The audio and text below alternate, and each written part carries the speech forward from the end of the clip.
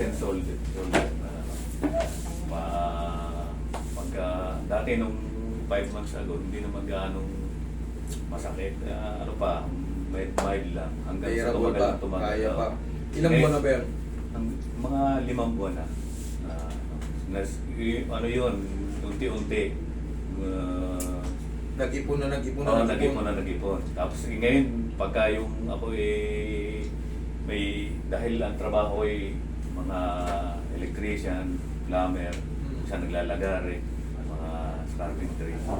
Tapos pagka may re-reach ako, ay hindi ko na, ang sakit na sobrang Saka may parang ano pa ako, yung sa, yung ano tawag doon, yung Sige. carpal. Carpal tunnel syndrome. Oo, parang- Sa kamay yun. Oo, yun dito. Sa, Okay, sige. yan. Oh, Medyo sige. na yan.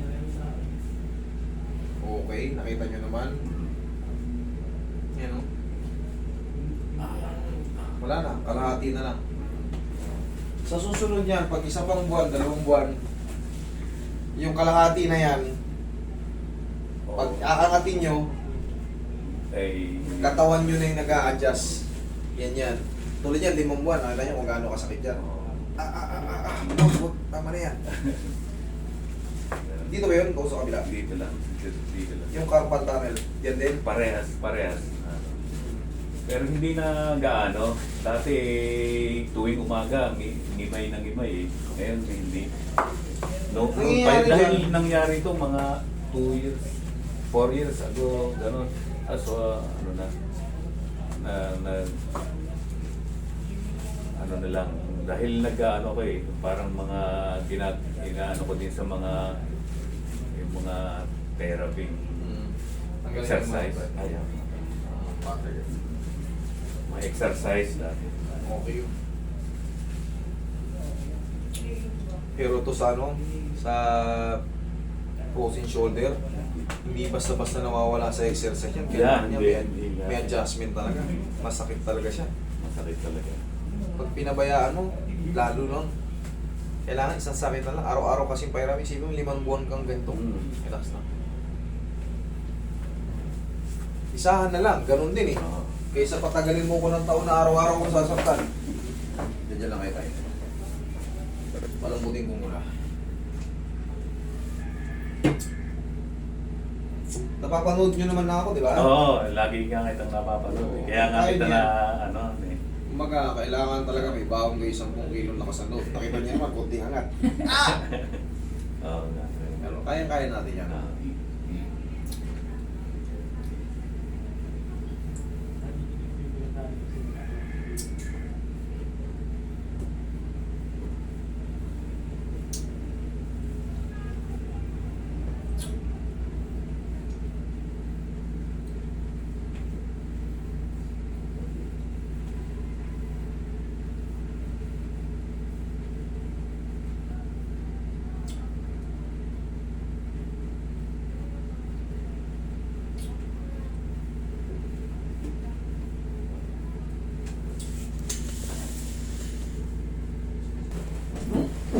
Yung mga nyo tayo pa.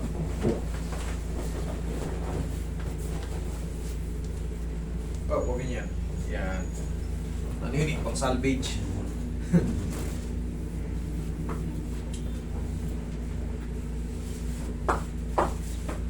Okay, laglag mo ito mo. Relax na.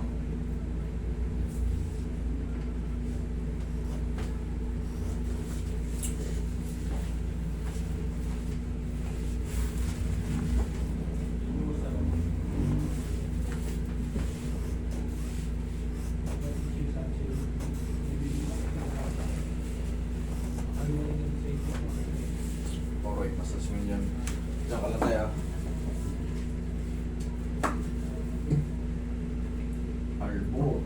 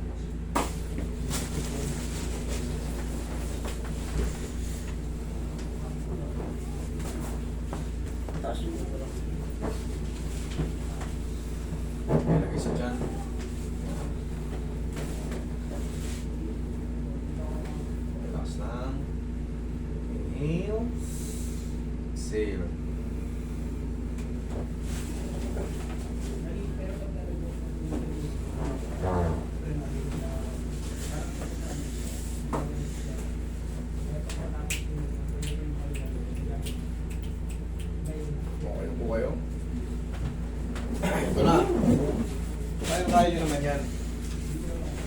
Pinakamasarap. Okay, relax na.